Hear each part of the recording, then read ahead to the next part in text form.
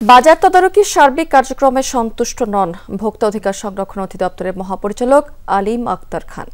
নিজ কার্যালয়ে আয়োজিত ব্রিফিং অনুষ্ঠানে তিনি জানিয়েছেন যে এই বিষয়ে আরও অনেক কাজ করার রয়েছে। বলেছেন, খুচরা দোকানীদের নিয়ন্ত্রণ করা যাচ্ছে না, বাজারে ভোজ্য তেলের তীব্র সংকট রয়েছে, উৎপাদকরা কথা রাখেননি, তাই এখনও স্বাভাবিক হয়নি সরবরাহ। এজন্য ৩ উৎপাদক কোম্পানিকে কারণ দর্শাতে বলা হয়েছে অনেক দোকানি পেছনে দরজা দিয়ে সয়াবিন তেল বিক্রি করছে, লুকিয়েও রাখছেন কেউ কেউ। মহাপরিচালক দাবি করেছেন, সয়াবিন ছাড়া রোজায় প্রয়োজনীয় অন্য পণ্যের সরবরাহ স্বাভাবিক রয়েছে। তার মতে, পতিত সরকারের আমলের বাজারে রাজনৈতিক দুর্বৃত্তায়ন হয়েছে, এখনো তাদের অনেকেই রয়ে গেছে।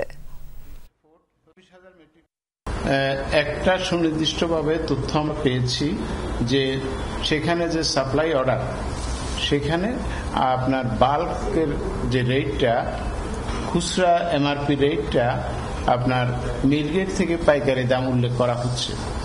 কিন্তু আমরা জানি মিলগেট থেকে পাইকারি দর যদি সাপ্লাই দেয়, তাহলে যিনি গ্রহণ করবেন বিক্রয়ের সুযোগ কোথায় যদি দাম বাড়ানো বৃদ্ধি রেখে? তো সেটা আমরা অলরেডি নোটিস করেছি।